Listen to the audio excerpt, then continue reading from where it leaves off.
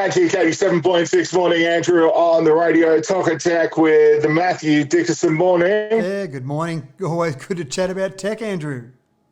I know, right? Now, Matt, here's one. This is kind of, I don't know, you kind of have to put this one in the weird files, but Apple, they're confident that with what's going on overseas that no one's going to be pinching iPhones. I'm sorry, Matt. The first thing you go for is the iPhones. Well, it's actually really interesting, Andrew. Over the years, the theft of phones has gone down because they do have the ability to track phones, and whether it be iPhones or Android phones, there is the ability to track those and actually disable the phone. So what's been seen across the entire industry is that not many people actually steal phones because they're pretty much useless. And most pawn shops and most people buying stolen goods or secondhand goods in pubs don't actually want to buy iPhones. And so the thieves aren't that intelligent though. So when there's been a bit of looting going on over in the States, there was one Apple store that basically had a bunch of iPhones stolen. And so they thought they were very clever, stole a bunch of iPhones.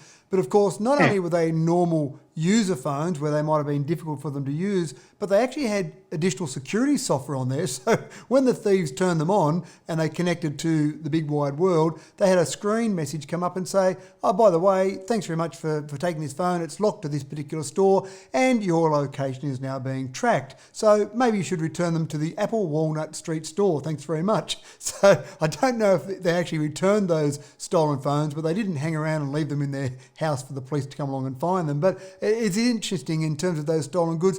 As we get more things getting connected to the Internet of Things, this will be something that we'll see more and more. And so as an example, there are cars now that are connected to the Internet of Things. So if a car is stolen, you can pull out your smartphone and you can say to the police, well, I know it's going along the main street of Mudgee, it's doing 60 kilometres an hour. And so maybe if you just go up the road there a little bit, you'll be ready to intercept that car. So it's something that I think we'll see more and more of happening with a whole range of devices.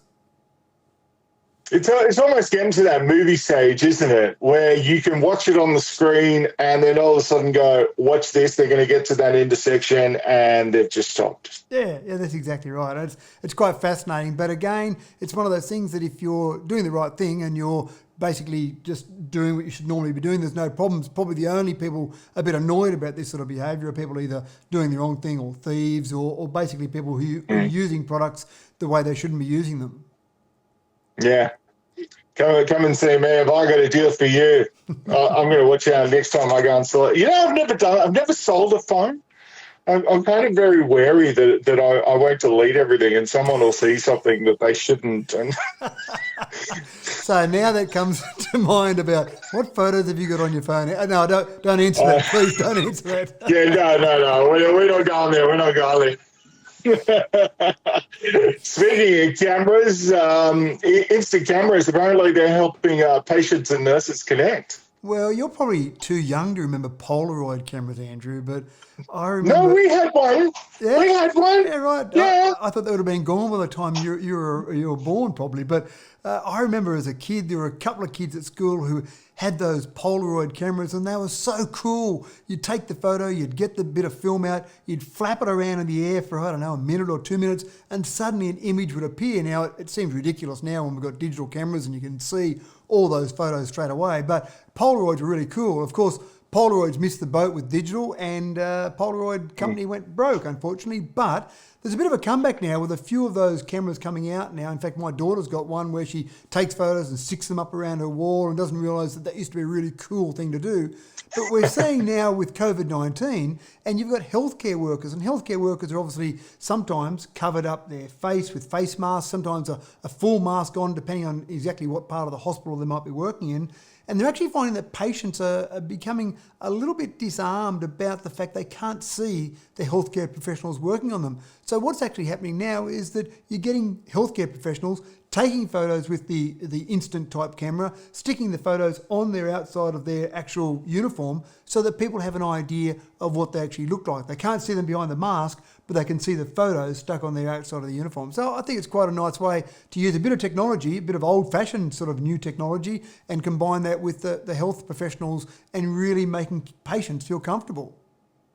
Yeah, no, I think it's a very cool thing. I think it's nice to see technology kind of humanized in this way, because I think we're on that ground, Matt, where I think we as humans want to feel something with our technology again, and to be going back to like an old schooly kind of Polaroid type camera, I think is a very cool thing. Yeah, and actually you've done that quite nicely where it is using technology to humanise, whereas technology is normally seen as dehumanising things. So this is a way of humanising those professionals. So it's quite nice.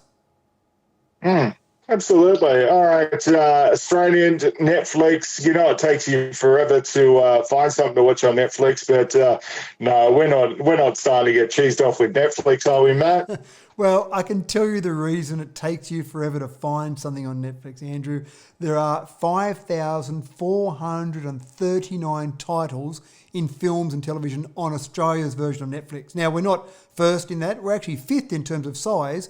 The US is first, as you can imagine, 5,879 different titles on there. So, yeah, just if you want a bit of viewing, that's something to keep you fairly busy, I would imagine. So that's a fair bit to keep you going. But what's actually interesting is there's been a bit of work done on the quality of the viewing on there. So it's great to have so many titles on there, but the review aggregator Metacritic has put together a variety of reviews across all those different titles.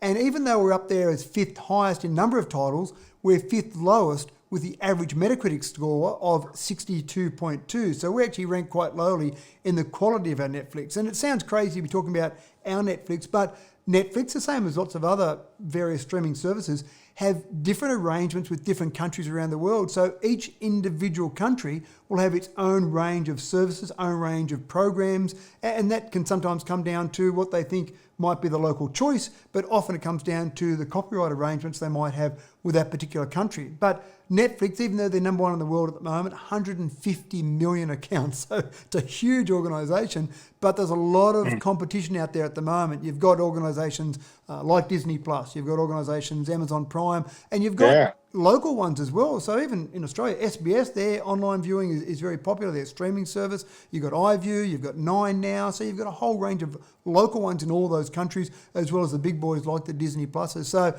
even though Netflix is number one at the moment, they've got to keep working out ways to improve their services, improve their showing, the number of titles, the quality of their titles. And what Netflix has really done is they've said, we will try and produce Netflix-only content. And I think that's where they're trying to really differentiate themselves. So you see a lot of Netflix exclusives, which obviously aren't going to be on the other providers as well. So a lot of competition there. And as you say, a lot of stuff to watch, but is there anything worth watching out there? I can't give you a comment on that one. Have you seen the Michael Jordan Last Dance yet? I haven't seen that one. No, I'm sorry. It is. Oh no, it is magnificent. Like, you have to binge watch that, Matt. It is well put together. And Ricky Gervais's Afterlife. If there's two things you're going to watch on Netflix, they are the two priorities. If you haven't seen those, and I have watched Afterlife, and Ricky is very clever. But one of the things that is a major problem for me is the binge watching. That's exactly the problem, Andrew. Oh, come on. You sit down and you go, I'll just watch this while I'm having a bit of dinner with the kids. And 3 hours later, just one more episode. So it is so easy to get sucked in. And the old days, back when we were young, Andrew, you'd say, gee, I can hardly wait till next week for the next episode to come out at a certain time of day and a certain day that'll be screened. Whereas now, you just watch the next one and the next one and the next one. I know. And then it's 3 o'clock in the morning and you're bleary-eyed and you're getting in trouble from the wife because you've been sitting on the couch going, what have you been doing? And it's like, I had to watch the show. You couldn't wait until tomorrow? No. I get in trouble from my wife because I say, let's turn it off and go to bed, darling. She goes, no, one more episode.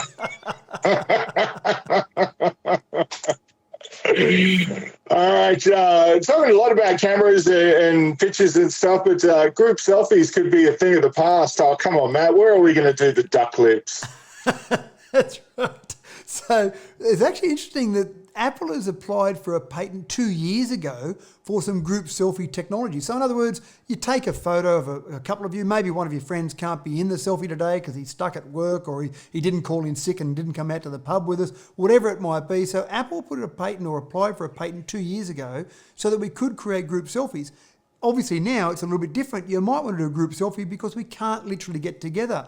And so they've just been granted that patent that they applied for. So basically now you can take a group selfie. So you could have Andrew over there in Mudgee, me here in Dubbo, someone else in another location, take those photos, send them all to one person and create a group selfie. And when I say you could do that, well, the patent gives the technology to do that. Apple haven't actually released it yet, but obviously once they've got the patent, the next step will be to release it so that someone can't steal it off them. But I love the idea. So, hey, here we are having a great time all together, supposedly, because it doesn't really matter what you've done. It matters what the photo shows you've done. So basically then, once you publish the photo, you've had a great time at some location, you put your hands in the air, you've waved them around, you must be having fun. There's your group selfie done. Happy days.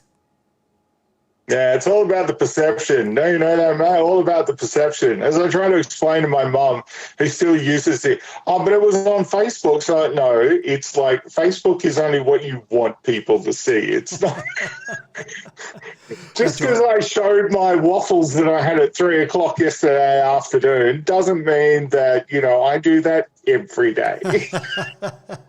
That's exactly right. And look, the whole thing is, if it's not recorded on social media, it didn't actually happen, well, that still applies. So when you start to get a bit of fakery happening with group selfies, it might be interesting.